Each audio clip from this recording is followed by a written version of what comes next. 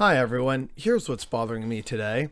So, as I brought up in the Among Us stream that I did with Chelsea Manning and Central Committee and a bunch of other people, when we were talking about, hey, how's everyone's week been? I mentioned how I was joining or attempting to join a housing co-op. Now, that's still a ways off so far. I've passed the credit check, I've passed the interview process, and now it's just kind of wait for a spot to open up, and that could take years, which, has always made me think more and more about the housing crisis. And that's what I want to talk a bit about today. Because I also saw in the news last night that housing prices in Canada have actually gone up, and home sales during the pandemic have shot up as well, which clearly shows a problem because lots of people are feeling the pinch. So who's buying all these houses? This brings us into real estate speculation, and I actually want to do a whole separate video on all that stuff. But what's bothering me today is that there's something that I began to think about and realize there may be a way, potentially, for the left to fight back on this issue through the Constitution, at least here in Canada. I don't know about America, Britain, other places. So here's how this all came about, right? I was thinking about, housing prices are just getting so crazy around the world. And you even see on some TV shows like House Hunters, and there's like an international version of that show where people are trying to find houses in London and Spain and stuff. And these people are paying, or they have to pay, what are obscene amounts of money to try and live anywhere remotely convenient in many places around the world. For Americans, the housing unaffordability in San Francisco and New York is infamous. Here in Canada, it's the same for Vancouver and Toronto. In Britain, London is the big city and it's super expensive. People love to go to Hong Kong, but it's unaffordable unless you're wealthy. So this is a clear issue of, housing unaffordability because the people in a capitalist market understand, there's clearly a desire to live here. So, as someone would say, supply and demand, right? But here's the thing. There's enough housing to house probably every person in the world, but we don't because it's not profitable.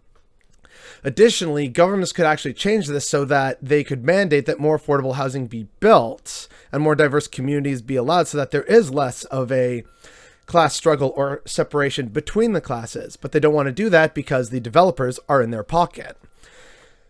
The main point I'm getting at here is that what we're seeing around the world and also here in Canada is that more and more people who need to move to a larger city to find, again, why do we move to cities? For more opportunities, either for finding more fulfilling relationships, better jobs, more opportunities, more networking opportunities.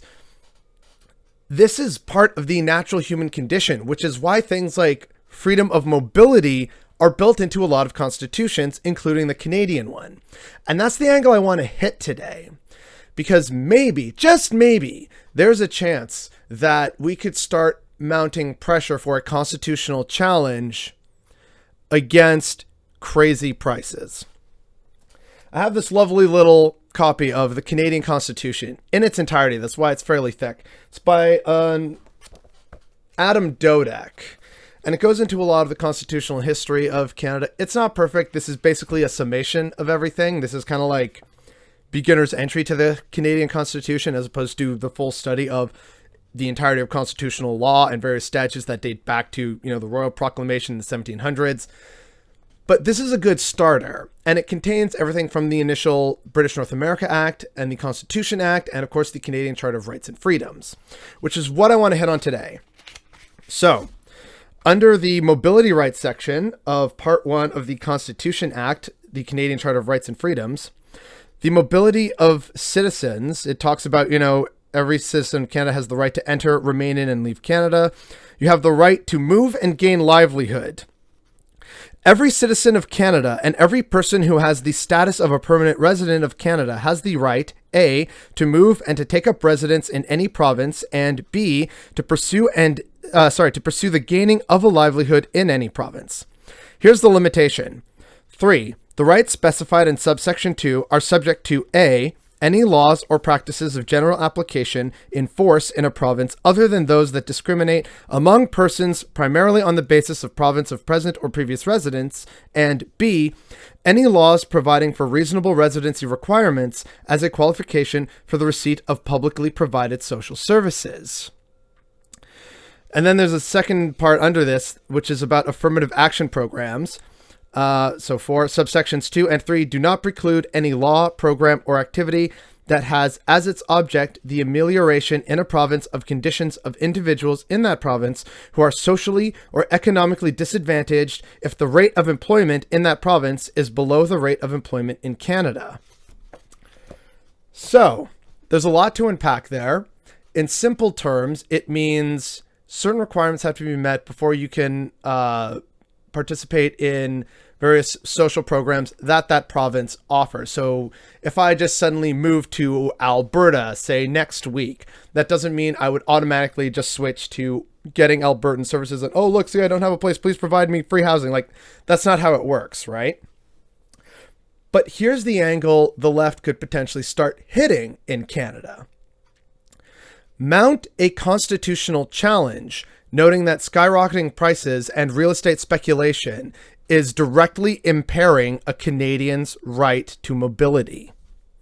If Canadians need to move to different cities, let's say you get hired, and let's say it's a pretty decent office job, you get hired from instead your local branch of, let's just say, a industrial steel manufacturing company. But they say, you know what, you're really good. We want you to be the regional manager of our operation in Thunder Bay or in Toronto or Montreal, wherever it may be, right? But if you can't adequately live in that area, or you're not making enough money to make ends meet, and it precludes you from living in that community, or you have to move super far away and then commute, which then means more roads and more investment that real estate speculators are not necessarily having to pay despite profiting from it. So all these various aspects begin to impact a Canadian's right to freedom of movement. If you need a job and if public transportation doesn't provide that and you don't have a car, that really messes up your ability to move. So you are then either stuck in a low-end paying job and possibly stuck in a ghetto or a disadvantaged neighborhood of some kind. And now you are trapped there and you can't leave despite best intentions and despite you working very hard to do so. The system and the world around you is not structured adequately for this. And so having these various problems of real estate speculation, making places unaffordable, despite people needing to live and work here in order to access the economy, if you can't access that adequately, that is a limitation on your freedom of movement. You are being limited by capitalist forces from your constitutional right to mobility as a citizen of Canada. Now, I'm sure there's probably some constitutional experts out there who would argue, oh no, this is what that actually means. And I would love to hear that from them, because I would love to know if I'm missing something, misinterpreting something, or perhaps if maybe, you know what, there is something here, either in one of the various subsections that could be addressed in a court of law or a court of appeal. I would love that. But it definitely seems that perhaps there is an opportunity here, a real opportunity for some people, especially those smarter than I and more familiar with law than I will ever be, to bring this to the attention of their MPs, to other lawyers, to scholars, constitutional experts. Spread the word far and wide, because if we can begin to find nuances within legal frameworks and within what the Charter of Rights and Freedoms here in Canada claims to provide Canadians, that is another avenue through which we can better the lives of people. And the fact that it took me this long to think about this and to bring it to people's attention is definitely what's bothering me today.